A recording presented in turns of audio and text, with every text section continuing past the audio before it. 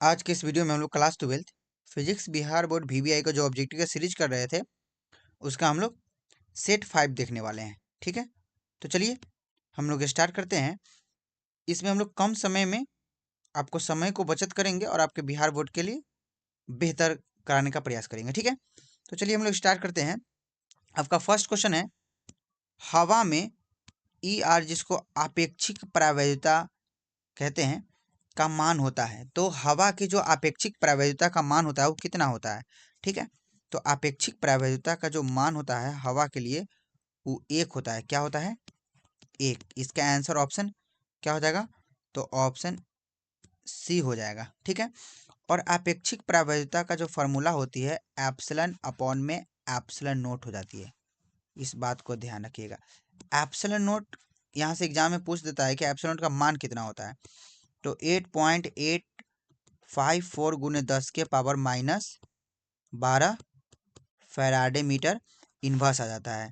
Epsilon का मात्रक पूछ दे तो फैराडे मीटर इन्वर्स, यदि एक और मात्रक पूछ दे तो coulomb square newton inverse metre inverse 2 हो जाता है। यदि एप्सिलॉन का बीमा पूछ दे, क्या बताइएगा? बीमा m inverse l inverse 3 T पर पावर 4 a स्क्वायर। ठीक है, यदि कभी कभी ऐसा भी आ जाता है कि k का जो वैल्यू होता है कूलम नियतांक का वैल्यू तो 1 अपॉन में 4 पाई एप्सिलॉन नोट होता है। ठीक है, कहीं कहीं पे ये भी आ जाता है कि 1 अपॉन में 4 पाई एप्सिलॉन नोट का मान कितना होता है? तो 9 गुने 10 के पावर 9 हो जाती है, फैराडे इन्वर्स मीटर हो जाती है। ठीक है, तो यहाँ से के का भी मात्रक आपको पता चल गया। ठीक है, कूलम नियतांक का। तो चलिए अगला क्वेश्चन देख लेते हैं। क्वेश्चन है, विद्युत द्विध्रुव की निरक्षीय स्थिति में विद्युत विभव का मान होता है। तो निरक्षीय स्थिति में विद्युत विभव का मान क्या होता है? समझ गए? यहाँ पे विद्युत विभव बोला है। क्या बोला है? विद्युत विभव का मान होता है। तो निरक्षीय स्थिति में तो सबसे पहले अक्षीय पता होना चाहिए। क्या पता होना चाहिए? अक्षीय स्थिति में, अक्षीय स्थिति में विद्युत विभव का मान तो V इक्वल टू के पी अपॉन में आर स्क्वायर होता है। क्या होता है? के पी वेक्टर अपॉन में आर स्क्वायर हो जाता है। निरक्षीय में पूछ दे, निरक्षीय में तो विद्युत विभव का जो मान होता है निरक्षीय में वो हो जाता है 0। ठीक है, क्या हो जाता है? 0। तो इसका आंसर क्या हो जाएगा? ऑप्शन क्या हो जाएगा? ऑप्शन ए हो जाएगा। ठीक है, चलिए अगला क्वेश्चन देख लीजिए। 64 समरूप बूंदे जिनमें प्रत्येक की धारिता 5 माइक्रोफैराड है मिलकर एक बड़ी बूंद बनाती है, बड़ी बूंद की धारिता होगी। देखिए 64 छोटी छोटी बूंद है। ठीक है, जिसकी प्रत्येक की तो धारिता है क्या है? 5 माइक्रोफैराड है। तो ये सब मिल के, सब बूंद मिल के एक बड़ा सा बूंद बनाया, तो इसकी धारिता आप बताइए कितनी होगी? ठीक है, तो सिंपल सी इस हम एक बताए थे कि इसका घनमूल निकाल देना है किसकी? 64 की। तो कितना हो जाएगा? तो हो जाएगा इसको 4 गुने 4 गुने 4, चलो चुका 4 चुका 16, चलो चुका 64 हम लोग लिख सकते हैं। तो इसमें 4 बाहर आ जाएगा, तो 4 आपका बाहर आ गया। ठीक है, उसमें हमको 5 से छोटकी धारिता से हमको मल्टीप्लिकेशन करा देता तो कितना आ जाएगा? 5 चुका 20 माइक्रो फैराड। तो इसका आंसर ऑप्शन बी हो जाएगा। ये क्वेश्चन आता है 2-3 साल बीच करके। ठीक है, चलिए अगला क्वेश्चन। एम्पियर घंटा मात्रक है। तो एम्पियर घंटा जो मात्रक होता है वो आवेश का हो जाता है। ठीक है, आवेश का मात्रक क्या होता है? एसआई मात्रक कोई पूछ दे तो एसआई मात्रक होता है कूलम। ठीक है, कूलम हो जाता है। आवेश का कोई सीजीएस मात्रक पूछ दे तो स्टैट कूलम। क्या बोलिएगा? स्टैट कूलम हो जाता है। ठीक है, इस बात को ध्यान में रखिएगा। शक्ति का मात्रा क्या होता है? वाट होता है। ऊर्जा का मात्रा क्या होता है? जूल होता है। विभवांतर का मात्रा क्या होता है? वोल्ट हो जाता है। ठीक है, इस बात को ध्यान में रखिएगा। ऊर्जा का एक और भी मात्रक होता है जिसको बोलते हैं इलेक्ट्रॉन वोल्ट कहते हैं। 1 इलेक्ट्रॉन वोल्ट बराबर कितना जूल? तो 1.6 गुने 10 के पावर -19 जूल। ठीक है, ध्यान में रखना है बात को। अगला चलिए अगला क्वेश्चन। किसी तार का प्रतिरोध R है उसे खींचकर उसकी लंबाई दुगुनी कर दी जाए तो नया प्रतिरोध होगी। देखिए एक तार है, ठीक है, एक आपका तार है, इसकी लंबाई L1 मान लेते हैं। अभी क्या है, L1 है, इसको खींचा गया, ठीक है, इसको खींच के इस तार को, इसकी तार को इस प्रकार का खींचा गया। पहले इसकी लंबाई क्या थी, L1 थी, अभी इसकी लंबाई क्या कर दिया गया, खींच कर L2 कर दिया गया। तो L2 जो है वो दुगुनी कर दी गई, पहले का कितना हो गया हुआ है, तो जो नया लंबाई होगी L2 की होगी वो पहले का दुगुना हो गया होगा, ठीक है। चलिए ये तो बात को समझ गए। अब पहले जो तार था उसका आयतन क्या था, आयतन तो लंबाई गुना चौड़ाई गुना ऊंचाई हम लिख सकते हैं, इसको क्षेत्रफल गुना हम लंबाई लिख देते हैं, ठीक है। इसका क्षेत्रफल A1 और इसको L1 लिख सकते हैं, कोई दिक्कत। अब मान लेते हैं कि जो इसका जो होगा यहाँ पे क्षेत्रफल क्या हो जाएगा, इसका जो आयतन होगा V इक्वल टू क्या हो जाएगा, नयका है तो इसका क्षेत्रफल A2 और इसकी लंबाई L2। तो यहीं से हमको किसका मान निकालना है, सबसे पहले हमको A2 का मान निकाल लेते हैं कितना होगा, मतलब इसका क्षेत्रफल क्या होगा। हमको तो लंबाई पता चल गया, L2 क्षेत्रफल क्या होगा, तो यहाँ से क्या निकालना है A2 का, तो क्या हो जाएगा V अपॉन में L2 और V, अब आयतन का वैल्यू रख दीजिए यहाँ से, ठीक है। आपको A2 पता चल जाएगा, तो कौन सा आयतन, पुरनका वाला आयतन, तो A2 इक्वल टू V ये वाला A1 इंटू L1 अपॉन में L2 पहले से था, L2 कितना है 2L1 है, 2L1 तो ये L1 कट जाएगा, तो जो नया क्षेत्रफल आएगा वो काट का क्षेत्रफल, ये जो नया क्षेत्रफल आएगा वो आपका क्या आ जाएगा A1 अपॉन में A2। तो कहने का मतलब जो इस तार था, पहले तार की लंबाई L1 थी, इसको लंबड़ा के क्या कर दिया 2L कर गया, तो पहले क्षेत्रफल थी कितना, मान लीजिए A1 क्षेत्रफल थी, तो अभी A2 कितना हो गया, A1 का आधा हो गया। इस बात को हम लोग समझ चुके हैं, ठीक है। चलिए तो अब हमको क्या पता करना है कि नया प्रतिरोध होगा, तो प्रतिरोध निकालने के लिए क्या होगा, तो ये रो L2 अपॉन में, यही L2 अपॉन में A2, इसके जगह पर वैल्यू रखेंगे, आंसर आ जाएगा। तो R1 का R1, रो का रो रहने देते, L2 कितना है, तो 2L1 है, तो 2L1 अपॉन में A2 कितना है, तो A1 अपॉन में 2, 2 ऊपर चला गया, तो R1 इक्वल टू रो ऊपर जाएगा तो 2 2 जा 4, तो 4 रो L1 इंटू A1, ये ना करेंगे A1, तो इसको हम लोग लिख सकते हैं क्या, इसको हम लोग ऐसे लिख सकते हैं R dash equal to 4R। तो पहले का प्रतिरोध, जो नया प्रतिरोध होगा पहले के प्रतिरोध का 4 गुना हो जाएगा। इसका आंसर क्या हो जाएगा, ऑप्शन सी हो जाएगा, ठीक है। अगला क्वेश्चन देख लीजिए, विद्युत परिपथ की शक्ति बराबर होती है, तो विद्युत परिपथ की शक्ति, ये तो क्वेश्चन एग्जाम में बहुत ही फेमस क्वेश्चन है, ठीक है। क्या आएगा, तीन हम लोग शक्ति पढ़ते हैं, एक P बराबर क्या बोलते हैं VI, हम लोग फार्मूला को चेंज करते हैं, क्या हम लोग क्या लगाते हैं I equal to V upon में R, ओम वाला नियम वाला फार्मूला लगाते हैं, तो I के जगह पे हम लोग जस्ट फार्मूला इसका पुट करते हैं, तो V इक्वल टू बोले P इक्वल टू क्या आ जाएगा V इंटू V अपॉन में R, तो एक फार्मूला EV बन जाएगा V स्क्वायर अपॉन में R बन गया ये। तो EV मात्रक होती है, मतलब EV आपका फार्मूला होती है और EV फार्मूला होती है, एक फार्मूला और भी बनती है, ठीक है। सिर्फ हम लोग क्या करते हैं, हम लोग V इक्वल टू क्या कर देते हैं IR लिख देते हैं IR, तो V के जगह पे पुट कीजिए इसमें, तो क्या हो जाएगा P इक्वल टू V के जगह पे क्या कीजिए IR, I इंटू पहले से I, तो P equal to I square हो जाएगा इंटू R। तो देखिए आपका 3 फार्मूला बन गया विद्युत परिपथ की शक्ति का, तो इसका जो आंसर हो जाएगा ये इस हिसाब से ऑप्शन के हिसाब से ए हो जाएगा, ठीक है।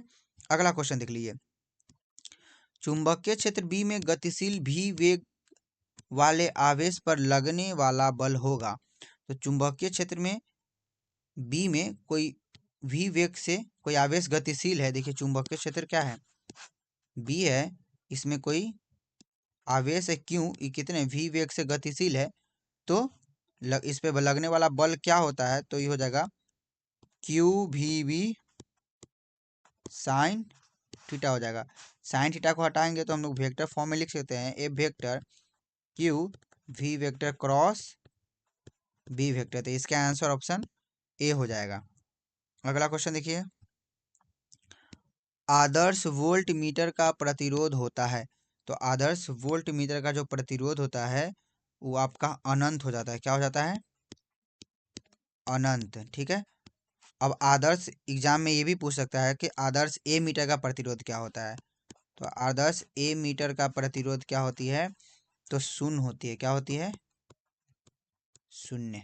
ठीक है, इस बात को याद कीजिएगा। तो इसका आंसर अनंत है, तो अनंत लगाइए। ए मीटर को हम लोग किस में जोड़ते हैं, किसी परिपथ में श्रेणी क्रम में जोड़ते हैं, किसमें, श्रेणी क्रम में जोड़ते हैं। और वोल्ट मीटर को हम लोग किस में जोड़ते हैं, तो समांतर क्रम में जोड़ते हैं, समांतर क्रम में।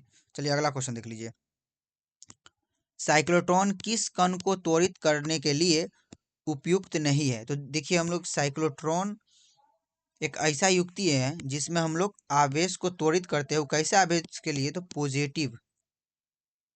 ठीक है, पॉजिटिव पॉजिटिव चार्ज को हम लोग त्वरित करते हैं। तो देखिए ये प्रोटॉन आपका क्या हुआ, पॉजिटिव चार्ज होता है। ठीक है, न्यूट्रॉन न्यूट्रॉन पे तो कोई चार्ज नहीं होता है, जीरो होता है, तो इसमें मतलब नहीं। इलेक्ट्रॉन पे कौन सा चार्ज होता है, तो इलेक्ट्रॉन पे निगेटिव चार्ज होता है। अल्फा कण पे, इस पे भी पॉजिटिव चार्ज होता है, ये हीलियम के नाभिक के समान होती है। ठीक है, हीलियम के नाभिक के समान। तो इसका क्या है, उपयुक्त नहीं है, त्वरित करने के लिए उपयुक्त नहीं है, तो इसका आंसर ऑप्शन सी हो जाएगा, इलेक्ट्रॉन को इसे त्वरित नहीं किया जाता है। ठीक है, क्योंकि निगेटिव चार्ज है। चलिए अगला क्वेश्चन, पृथ्वी के चुंबकीय क्षेत्र का ऊर्ध्वाधर घटक शून्य होता है, कब होता है, तो चुंबकीय निरक्ष पर, इसका आंसर ऑप्शन बी हो जाएगा। पृथ्वी के चुंबकीय निरक्ष पर ऊर्ध्वाधर घटक क्या होता है, शून्य होता है। अगला क्वेश्चन, विद्युत चुंबक बनाने के लिए सबसे उपयुक्त पदार्थ है, तो विद्युत चुंबक बनाने के लिए सबसे उपयुक्त पदार्थ जो होती है वो आपका नर्म लोहा हो जाती है, इसका आंसर ऑप्शन ए हो जाएगा। और नर्म लोहा का ही उपयोग हम लोग ट्रांसफॉर्मर के किस में, ट्रांसफॉर्मर के क्रोड में यूज करते हैं, क्रोड में। ठीक है, ट्रांसफॉर्मर के क्रोड में हम लोग नर्म लोहे का उपयोग करते हैं। अगला क्वेश्चन देख लीजिए, विद्युत चुंबकीय प्रेरण की घटना के आविष्कारक थे, तो विद्युत चुंबकीय प्रेरण के जो घटना के आविष्कारक थे वो फैराडे ने थे, इसका आंसर ऑप्शन ए हो जाएगा। ठीक है, चलिए अगला क्वेश्चन देख लीजिए, एक प्रत्यावर्ती धारा का समीकरण दिया हुआ है, क्या दिया हुआ है, I equal to 0.6 sine 100 pi t दिया हुआ है, तो आपको बताना क्या है, इसकी आवृत्ति कितनी होगी, एफ आपको ज्ञात करके बताना है। ठीक है, तो प्रत्यावर्ती धारा का जो समीकरण होता है क्या होता है, I equal to I naught sine omega t. ठीक है, तो यहाँ से हम तुलना कराएंगे तो ओमेगा का जो वैल्यू आ जाएगा कितना आएगा, 100 पाई आ जाएगा। तो ओमेगा बराबर क्या फॉर्मूला होती है, क्या होती है, 2 पाई एफ होती है। तो यहाँ से ओमेगा का वैल्यू कितना दिया हुआ, वैल्यू रख दीजिए, 100 pi equal to 2 pi F, pi से पाई कट गया, 2 से 50 कट गया, तो एफ का जो वैल्यू आया वो 50 हर्ट्ज आया। ठीक है, 50 हर्ट्ज, तो इसका आंसर ऑप्शन ए हो जाएगा। ठीक है, अगला क्वेश्चन देख लीजिए, किसी परिपथ का शक्ति गुणांक होता है, तो शक्ति गुणांक को हम लोग कॉस फाई से लिखते हैं, क्या लिखते हैं, कॉस फाई, तो इसको हम लोग क्या लिखते हैं, आर अपॉन में जेड। ठीक है, शक्ति गुणांक को प्रतिरोध अपॉन में प्रतिबाधा, इसका आंसर ऑप्शन ए हो जाएगा। यदि पूछ दे, क्या पूछ दे, तो आरसी परिपथ की शक्ति गुणांक क्या होगी, आरसी परिपथ की शक्ति गुणांक, आरसी परिपथ की शक्ति गुणांक क्या होगी, तो इसकी शक्ति गुणांक होती है आर अपॉन में आर स्क्वायर प्लस एक्सी का होल स्क्वायर रूट अंडर में, ठीक है।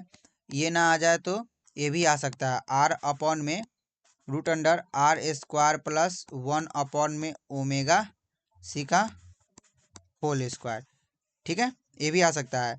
और यदि ये भी पूछ दे कि आरसी परिपथ की प्रतिबाधा होती है, तो आरसी परिपथ की जो प्रतिबाधा होती है वो root under R square plus X E का होल स्क्वायर हो जाता है, ठीक है। यहीं पे एक्स ई का वैल्यू 1 अपन में ओमेगा सी का होल स्क्वायर भी लिखा जा सकता है, ठीक है। कहीं पे ये भी आता है कि एल आर का शक्ति गुणांक होती है, तो आर अपॉन में root under R square plus omega L का होल स्क्वायर भी होती है, एल आर का परिपथ की शक्ति गुणांक, ठीक है। एल आर परिपथ की प्रतिबाधा पूछ दे तो ये बताइएगा R square plus omega L का होल स्क्वायर, जिसका जेड वैल्यू, जेड को हम लोग सूचित करते हैं प्रतिबाधा को, ये भी आ सकता है, ठीक है। इस बात को ध्यान में रखना है। प्रेरकीय प्रतिघात की बात आ जाए तो ये होती है, क्या होती है, ओमेगा एल होती है प्रेरकीय प्रतिघात। इसी को आगे बढ़ाते हैं प्रेरकीय प्रतिघात को, तो हो जाती है 2 पाई एफ एल, ये भी लिखा जा सकता है, ठीक है। संधारितीय प्रतिघात को हम लोग किससे डिनोट करते हैं, तो 1 अपॉन में ओमेगा सी, ठीक है। या इसको लिख सकते हैं 1 अपॉन में 2 पाई एफ सी भी लिखा जा सकता है। इस बात को ध्यान में, इस टॉपिक को आप लोग देख लीजिएगा, प्रतिबाधा प्रतिघात, ठीक है, एग्जाम में आता ही है यहाँ से। चलिए, एलसीआर परिपथ की प्रतिबाधा प्रतिघात, ये सब ध्यान में रखना है। चलिए अगला क्वेश्चन, निम्नलिखित में से किसकी भेदन क्षमता सबसे अधिक है, तो भेदन क्षमता जो सबसे अधिक होती है वो किसकी होती है, गामा किरण की होती है। किसकी होती है, गामा किरण की, ठीक है। चलिए, अल्फा किरण वो हीलियम के नाम एक के समान होता है, बीटा किरण तीव्र गति के इलेक्ट्रॉन जिसको कहते हैं। अगला क्वेश्चन देख लीजिए, कांच के लिए क्रांतिक कोण लगभग होता है, कांच के लिए जो क्रांतिक कोण का मान होता है, किसके लिए, कांच के लिए जो क्रांतिक कोण का मान होता है वो आपका 42 डिग्री हो जाता है, ठीक है, 42 डिग्री। यदि कांच का अपवर्तनांक पूछ ले तो, कांच का अपवर्तनांक क्या क्या हो जाएगा, कांच का अपवर्तनांक 1.52। चलिए बताइएगा, हीरा का क्रांतिक कोण कितनी होती है, तो हीरा का जो क्रांतिक कोण होती है वो हो जाती है 24.4 डिग्री, ठीक है।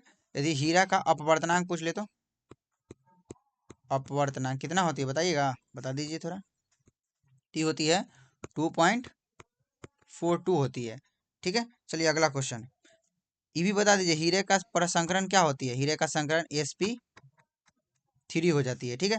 ग्रेफाइट का प्रसंकरण, ग्रेफाइट का प्रसंकरण केमिस्ट्री में ही आता है, ठीक है, तो sp2 होती है। इस बातों को ध्यान में रखना है। चलिए अगले क्वेश्चन, चलिए, एक उत्तल लेंस को ऐसे द्रव में डुबाया जाता है जिसका अपवर्तनांक कांच के बराबर हो तो उसकी फोकस दूरी होगी। देखिए, अब एक उत्तल लेंस है जिसका अपवर्तनांक मान लीजिए μ2 है। अब ऐसा द्रव में डुबाते हैं जिसका अपवर्तनांक कांच के बराबर हो जाए, मतलब और μ2 बराबर हो जाता है, ठीक है। तो बताइए कि उस लेंस की फोकस दूरी होगी, तो ये लेंस मेकर फॉर्मूला से बनेगा, 1 अपॉन में एफ इक्वल टू, फॉर्मूला पढ़े थे, μ2 अपॉन में μ1 माइनस 1 इंटू 1 अपॉन में r1 माइनस 1 अपॉन में r2, ठीक है, इक्वल टू, इसको म्यू मान लेते हैं क्योंकि दोनों बराबर है, तो 1 अपॉन में एफ इक्वल टू, ये दोनों बराबर होने के कारण म्यू अपॉन में म्यू लिखते हैं -1, म्यू अपॉन में म्यू -1 इक्वल टू 1 अपॉन में r1 माइनस 1 अपॉन में r2। तो क्या हो जाएगा, 1 अपॉन में एफ, ये हो जाएगा आपका 1 माइनस 1 इंटू 1 अपॉन में r1 माइनस 1 अपॉन में r2, ये तो कट गया, 1 आया ना, तो 1 अपॉन में एफ क्या आ जाएगा, ये घट जाएगा तो 0, तो पूरा से गुना कराएंगे तो 0, तो 1 अपॉन में एफ का वैल्यू 0, तो एफ का वैल्यू 1 अपॉन में 0, तो इसका जो वैल्यू होगा अनंत हो जाएगा, क्या होगा, ठीक है। इसका आंसर ऑप्शन सी हो जाएगा। चलिए अगला क्वेश्चन, यंग के द्विस्लिट प्रयोग में यदि प्रकाश का तरंगदैर्घ्य दोगुना कर दिया जाए तो फ्रिंज की चौड़ाई होगी। तो फ्रिंज की जो चौड़ाई बराबर जो फॉर्मूला होती है, beta equal to lambda D upon में डी हो जाती है। तो ये आपको बोला गया तरंग धैर्य को क्या कर दिया जाए, 2 गुना, तो आपका फ्रिंज की चौड़ाई भी 2 गुना हो जाएगी। इसका आंसर ऑप्शन बी हो जाएगा। अगला क्वेश्चन, ध्रुवित प्रकाश उत्पन्न करने के लिए प्रयुक्त किया जाता है। ध्रुवित प्रकाश को उत्पन्न करने के लिए हम लोग फ्लोराइड का भी उपयोग करते हैं, ठीक है, निकोल प्रिज्म का भी उपयोग करते हैं, तो इसका ऑप्शन के हिसाब से निकोल प्रिज्म हो जाएगा। अगला क्वेश्चन, सौर स्पेक्ट्रम होता है, तो सौर स्पेक्ट्रम जो होता है वो सतत होता है, ठीक है, इसका आंसर ऑप्शन ए हो जाएगा, ठीक है, सतत टाइप का। चलिए अगला क्वेश्चन, एक फोटोन की ऊर्जा equal to M C square equal to H C होता है, या H nu, sorry H nu होता है, ठीक है, और उसके संवेग पी में संबंध है, तो आपको बताना है कि फोटोन की ऊर्जा ई और उसके संवेग पी में क्या संबंध है। देखिए हम लोग पढ़े थे क्या, ई इक्वल टू फोटोन की ऊर्जा एच न्यू, ध्यान आ रहा होगा, ई इक्वल टू क्या पढ़े थे, एच न्यू पढ़े थे, ठीक है, तो यहीं से हम लोग बदल देते हैं, यहाँ से एक और भी देखा थे, E equal to H C upon में लेमडा भी देखे थे, और पी बराबर जो होता है संवेग बराबर फार्मूला हम लोग एच अपॉन में लेमडा लिखते हैं, तो यहाँ पे एच अपॉन में लेमडा का लिख देते हैं, तो जगह पे क्या लिख देते हैं, पी लिख देते हैं, तो ई इक्वल टू क्या हो जाएगा, पी सी हो जाएगा। तो यहाँ पे तो ऑप्शन नहीं है, तो यहाँ पी बराबर पूछा है, तो पी बराबर क्या हो जाएगा, ई अपॉन में सी, इसका आंसर ऑप्शन ए हो जाएगा, ठीक है, इस बातों को ध्यान में रखिए। चलिए अगला क्वेश्चन, प्रकाश विद्युत प्रवाह की व्याख्या में प्रकाश को माना जाता है, तो प्रकाश को कण के रूप में माना जाता है, और प्रकाश विद्युत प्रवाह को किसने समझाया था, तो आइंस्टाइन ने समझाया था, ठीक है। चलिए अगला क्वेश्चन, हाइड्रोजन स्पेक्ट्रम की लाइमन श्रेणी पड़ती है, तो देखिए हाइड्रोजन स्पेक्ट्रम की आप लोग बात करते हैं, तो यहाँ पे लाइमन श्रेणी होती है, बामर होती है, पाशन होती है, ब्रेकन होती है, फुंड होती है, हम्पी होती है, तो यहाँ से इन तीनों में से कुछ भी पूछ सकता है। तो लाइमन की बात कर ले, लाइमन श्रेणी किस भाग में पड़ती है, तो परावैगनी भाग में पड़ती है, किसमें, परावैगनी भाग में, ठीक है। यदि बामर पूछ रहे, बामर किस भाग में पड़ती है, तो ये दृश्य भाग में पड़ती है, ठीक है, लाइमन बामन हो गया। उसके बाद पाश्चेन ब्रैकेट ब्रैकेट फुंड हम्फी जो होती है, ये सब आपका किस में पड़ती है, तो ये आपका अवरक्त भाग में पड़ती है, अवरक्त भाग में। तो इसमें क्या पूछा, हाइड्रोजन स्पेक्ट्रम की लाइमन श्रेणी पड़ती है, लाइमन श्रेणी किस में, परावैगनी में, तो इसका आंसर ऑप्शन सी हो जाएगा, ठीक है। चलिए अगला क्वेश्चन, नाभिक की त्रिज्या आर और द्रव्यमान संख्या ए में संबंध है, तो नाभिक की जो त्रिज्या होती है वो द्रव्यमान संख्या के क्या है उसके पावर 1/3 के समानुपाती होती है, तो यहीं से समानुपाती का चिन्ह हटाते हैं, तो आर नॉट आता है ए के पावर 1/3। आर नॉट क्या है, फर्मी नियतांक है, इसको क्या बोलते हैं, फर्मी नियतांक होता है, ठीक है। और फर्मी नियतांक का वैल्यू कितनी होती है, बता दीजिए, नहीं बताइएगा, तो ये होती जाती है कितनी, तो फर्मी नियतांक की वैल्यू 1.2 गुने 10 के पावर -15 मीटर हो जाती है, ठीक है। नाभिक का घनत्व सामान्यतः क्या होता है, ये बता दीजिए, नाभिक का घनत्व जो सामान्यतः होती है वो 2.30 10 के पावर 17 kg प्रति मीटर क्यूब हो जाती है, इस बात को ध्यान में रखना है। आगे बढ़े, चलिए बढ़ते हैं। अगला क्वेश्चन, सूर्य अपनी विकिरण ऊर्जा प्राप्त करता है, तो सूर्य जो अपनी विकिरण ऊर्जा प्राप्त करता है नाभिकीय संलयन द्वारा करती है, किसके द्वारा, नाभिकीय संलयन द्वारा। यदि पूछ दिया जाए जो परमाणु बम होती है उसमें कौन सी घटना होती है, तो उसमें नाभिकीय विखंडन होती है। हाइड्रोजन जो बम होती है उसमें कौन सी घटना होती है, उसमें नाभिकीय संलयन होती है, इस बातों को ध्यान में रखना है। अगला क्वेश्चन, पी टाइप अर्धचालक में बहुसंख्यक आवेश वाहक होता है, तो आपको बोला गया है पी टाइप, तो पी टाइप में हम लोग ग्रुप 13 के तत्व को मिलाते हैं, किसको, ग्रुप 13 के तत्व को हम लोग मिलाते हैं, ठीक है। तो इसमें जो आवेश वाहक होता है वो होता है होल, क्या होता है, होल होता है, तो इसका आंसर ऑप्शन बी हो जाएगा। एन टाइप क्या बोलते हैं, एन टाइप जो होती है उसमें हम लोग ग्रुप किसको मिलाते हैं, तो 15 के तत्व को मिलाते हैं। इसमें जो आवेश वाहक होती है वो हो जाती है आपका इलेक्ट्रॉन हो जाती है। ठीक है, इस बातों को आपको ध्यान में रखना है।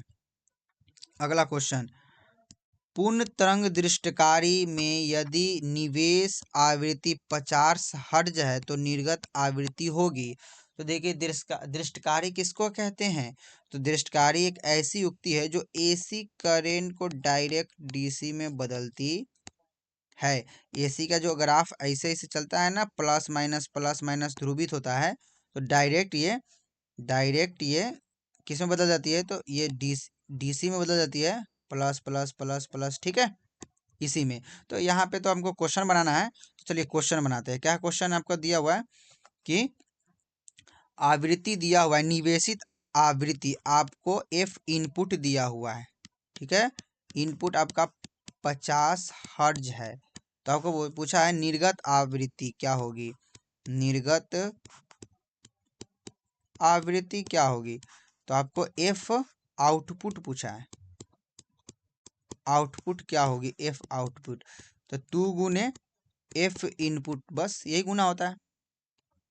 इनपुट मतलब जो आउटपुट आएगा मीन्स निर्गत आवृत्ति जो आएगा वो निवेशी आवृत्ति का 2 गुना हो जाएगा। तो 2 गुने क्या हो जाएगा, 50 गुना कीजिए, कितना हो जाएगा, 100 हर्ट्ज हो जाएगा। इसका आंसर ऑप्शन सी हो जाएगा।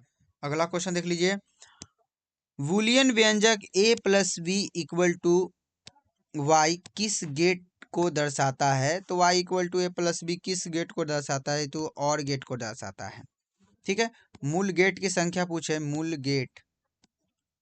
गेट की संख्या, मूल गेट की जो संख्या होती है वो 3 हो जाती है। क्या हो जाती है, 3। कौन कौन हो जाती है, तो एक होती है और गेट, एक होती है एंड गेट, एक होती है नॉट गेट हो जाती है। ठीक है, और गेट का बूलियन व्यंजक y equal to A plus B, and gate का y equal to A into B, not gate का y equal to A bar.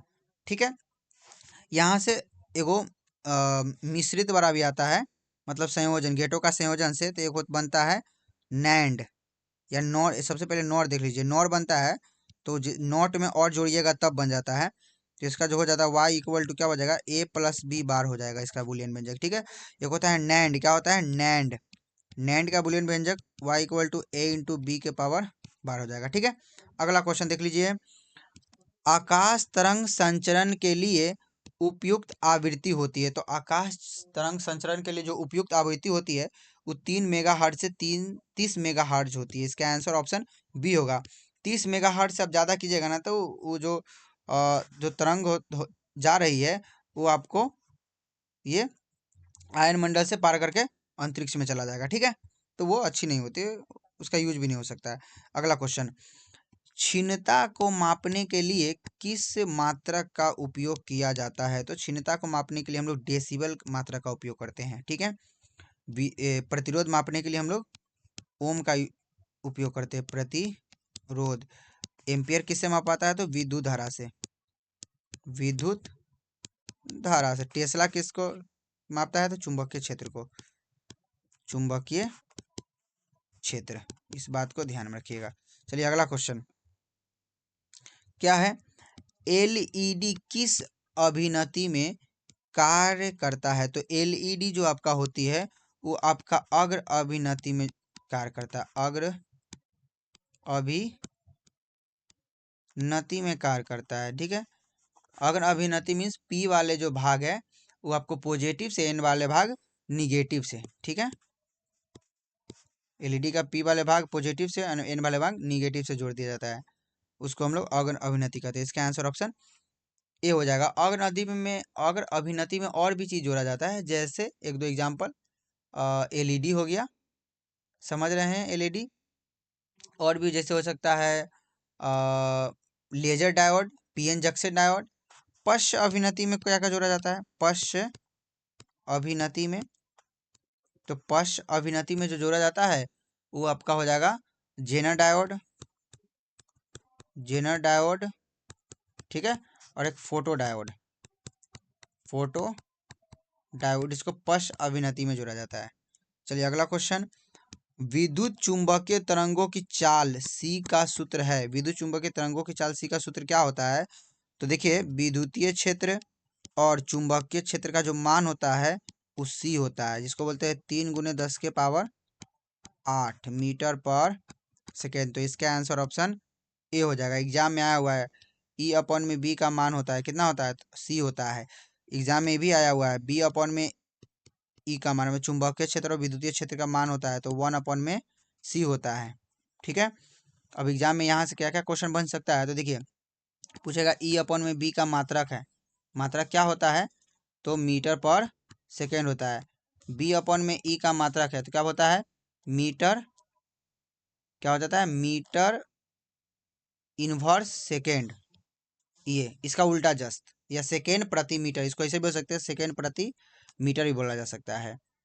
ठीक है, चलिए अगला क्वेश्चन, एक पतले प्रिज्म का विचलन कोण होता है। ये आपका दे दिया हुआ है इसी प्रकार का कंफ्यूज करने के लिए, लेकिन एक पतले प्रिज्म का जो विचलन कोण होता है वो n-1 होता है। क्या होता है? n-1 इसका आंसर ऑप्शन ए हो जाएगा। अगला क्वेश्चन, चुंबकीय क्षेत्र की तीव्रता का SI मात्रक होता है। तो जो देखिए, चुंबकीय क्षेत्र का मात्रक टेस्ला भी होता है, चुंबकीय क्षेत्र का मात्रक न्यूटन प्रति एम्पियर मीटर भी होता है, और चुंबकीय क्षेत्र की तीव्रता एम्पियर प्रति मीटर भी होता है। तो इसका आंसर ऑप्शन क्या हो जाएगा? ऑप्शन डी हो जाएगा। गॉस भी चुंबकीय क्षेत्र की तीव्रता का मात्रक हो जाता है। क्या हो जाता है? 1 टेस्ला बराबर जो होती है 10⁴ गॉस होती है। ठीक है, इस बात को भी ध्यान में रखना है। चुंबकीय क्षेत्र का जो मात्रक ई भी होता है वेबर प्रति मीटर स्क्वायर भी हो जाती है। तो ये सब आपका क्या होगा? चुंबकीय क्षेत्र और चुंबकीय क्षेत्र की तीव्रता से रिलेटेड है। अगला क्वेश्चन क्या है? निर्वात में प्रकाश की चाल सी सबसे अधिक किस पर निर्भर करती है? तो देखिए, जो प्रकाश की चाल होती है निर्वात में, वो किसी पे निर्भर नहीं करती, वो नियतांक होती है, जिसका वैल्यू होती है 3 × 10⁸ मीटर पर सेकेंड हो जाती है। ठीक है, ये निर्वात में आपका प्रकाश की चाल होती है। निर्वात में प्रकाश का किसी भी बातों पे निर्भर नहीं करती, ना तरंग दैर्ध्य पे करती है, ना आवृत्ति पे करती है, ना तापमान पे करती है, इनमें से कोई नहीं। इसका आंसर ऑप्शन डी हो जाएगा। यह एक नियतांक वैल्यू होता है। यह क्या होता है? यह एक कांस्टेंट वैल्यू होता है। क्या होता है? कांस्टेंट वैल्यू होता है। ठीक है, तो चलिए हम लोग 35 क्वेश्चन को देख लिए। तो इस वीडियो में हम लोग इतना ही तक रहने देते हैं।